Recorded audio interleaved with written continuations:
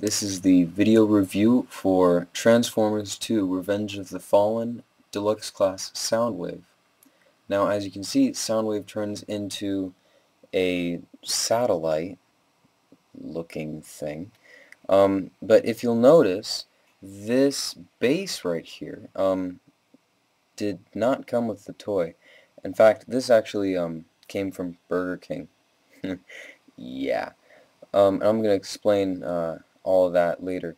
But just to get a 360 view of the toy, you can look around there. I think this half of it looks a little bit more aesthetically pleasing, and especially because, this way you can, see his actual head and kind of, move it around a little. So yeah. Now, this is the first time that I know of that Soundwave's been a satellite. He may have been one before, but not that I know of. Oh gosh. Yeah, the base doesn't really hold him on that well. But as you can see, he's got some translucent blue parts here and there around him. And these little tips are made of rubber. Rubber's okay. The only problem is when it gets hot and then it like molds in some kind of crooked direction, and then that sucks. It takes a while for it to get back to normal. But anyway, I'm going to remove it off this base. And it's not the most sturdy of bases, but hey, it looks like an actual satellite and that he's hooked up to it. But anyway, you remove this flap right here, and you can take him off of it, and you can, kind of just hold him there in space, just floating. But unfortunately, he doesn't really hover on my shelf, so yeah, I just put him on that stand. Now, being a triple changer, he does have a third mode, and I'll get to that right now. If you fold these feet to be straight, the only problem with the satellite and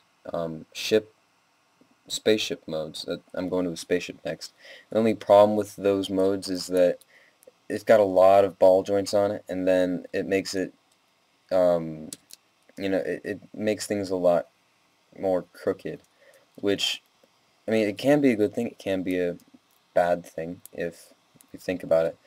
I mean, because people could say, hey, I want to make it look like this, I want to make it look like that.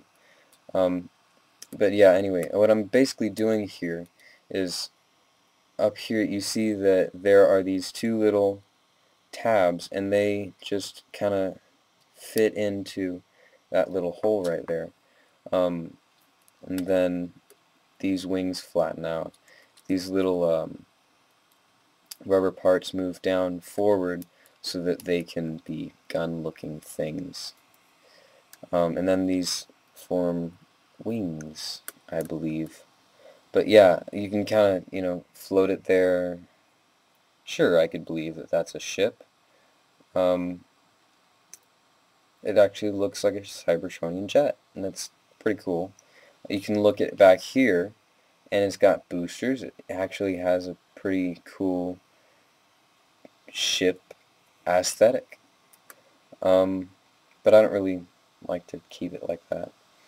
Anyway, now on to the robot mode. What you want to do here is unattach those, and then just separate this right here. Now this is actually pretty interesting, how it looks solid and then splits it into two different parts that look symmetrical. But anyway, you want to fold down these legs here like this, and then turn them around, and you can kind of start to look like a body. Then with these feet, you can put the two toes forward and the one heel back, so that you get kind of chicken feet going on there.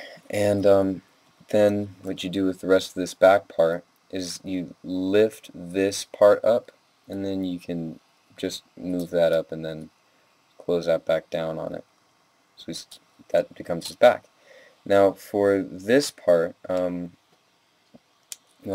just take his fist out of this little hole that he's got there for his shoulder. It doesn't peg in any way. It's kind of sad. But there's his shoulder and arm. It's curved and it's kind of cool, I guess. I just wish that they'd put in a little wrist rotation so that he can not have his hands turned up. Then the same thing with the other arm. Just want to get it down like that. And then what a lot of people don't do, but I do, is you take this whole part and put it all the way back, and then to kind of help secure it in place, you put that little blue flap down, and then you bring up his head. And then whichever way you want, really, you can just put these panels up on the back. I do wish that this torso kind of fit together a little bit better, but you fold these wings up onto his back like that, and then you have Soundwave in his robot mode. This is supposed to be a Cybertronian mode, which I kind of like. I wish it looked a little bit more like Soundwave, with a little bit more blue here and there. I mean, his face is pretty good. Yeah, I mean, they definitely put some G1 hinting paint applications here and there, but he's mostly gray. I don't really like it that much. I wish he was more blue. They did come out with a Soundwave that is more blue and G1 accurate, and it actually looks a lot like the Soundwave in the PS3 video game, or just the video game, because it came out for other systems as well. But it came in a 3-pack, and I want that Soundwave, but for now I've got this one. Now he is a very short figure, kind of stout. I wish he was a little bit leaner and probably taller. Here he is next to Bumblebee there, and as you can see, I mean, Bumblebee's supposed to be a small robot, and he's a lot taller than Soundwave. But yeah, so there's Soundwave, and here he is next to Revenge of the Fallen Ravage, next to his kitty cat. I think Ravage is a little big. Soundwave's supposed to come with a missile that fits right in there, but I don't really like having a giant missile in his backpack. I mean, it does kind of look like Boba Fett, you know, but it just looked like a missile. It was supposed to be Ravage in entry mode, but